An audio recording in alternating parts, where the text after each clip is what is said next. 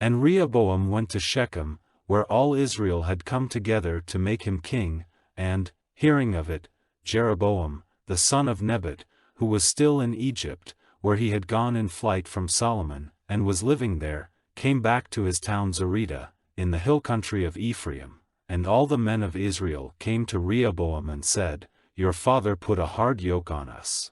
If you will make the conditions under which your father kept us down less cruel, and the weight of the yoke he put on us less hard, then we will be your servants.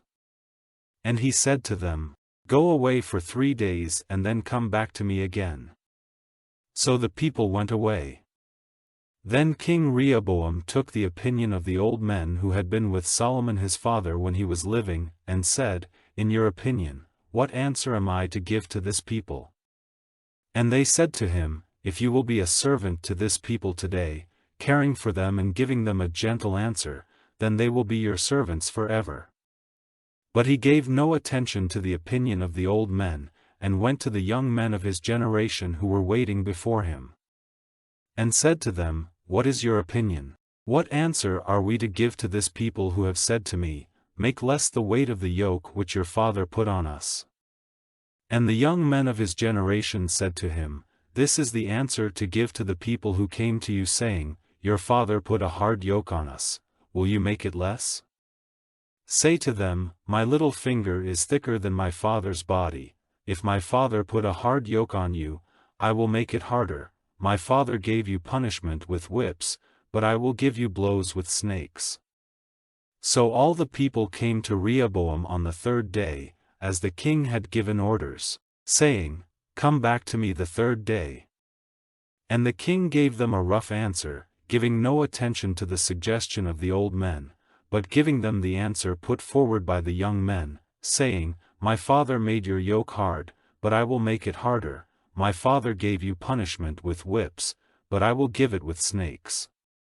So the king did not give ear to the people, and this came about by the purpose of the Lord, so that what he had said by Ahijah the Shilonite to Jeroboam, son of Nebat, might be effected. And when all Israel saw that the king would give no attention to them, the people in answer said to the king, What part have we in David? What is our heritage in the son of Jesse? To your tents, O Israel, now see to your people, David. So Israel went away to their tents. But Rehoboam was still king over those of the children of Israel who were living in the towns of Judah. Then King Rehoboam sent Adoniram, the overseer of the forced work, and he was stoned to death by all Israel. And King Rehoboam went quickly and got into his carriage to go in flight to Jerusalem. So Israel was turned away from the family of David to this day. Now when all Israel had news that Jeroboam had come back, they sent for him to come before the meeting of the people, and made him king over Israel. Not one of them was joined to the family of David but only the tribe of Judah. When Rehoboam came to Jerusalem, he got together all the men of Judah and the tribe of Benjamin, 180,000 of his best fighting men, to make war against Israel and get the kingdom back for Rehoboam, the son of Solomon. But the word of God came to Shemaiah, the man of God, saying, Say to Rehoboam, the son of Solomon, king of Judah, and to all the men of Judah and Benjamin and the rest of the people. The Lord has said, You are not to go to war against your brothers, the children of Israel. Go back, every man to his house, because this thing is my purpose. So they gave ear to the word of the Lord, and went back, as the Lord had said. Then Jeroboam made the town of Shechem in the hill country of Ephraim a strong place, and was living there, and from there he went out and did the same to Penuel.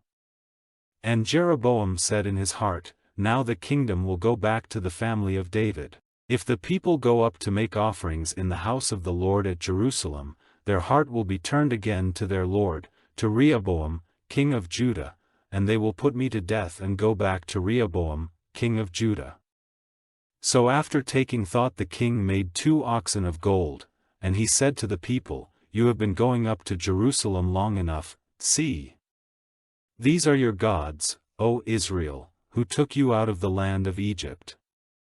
And he put one in Bethel and the other in Dan. And this became a sin in Israel, for the people went to give worship to the one at Bethel, and to the other at Dan.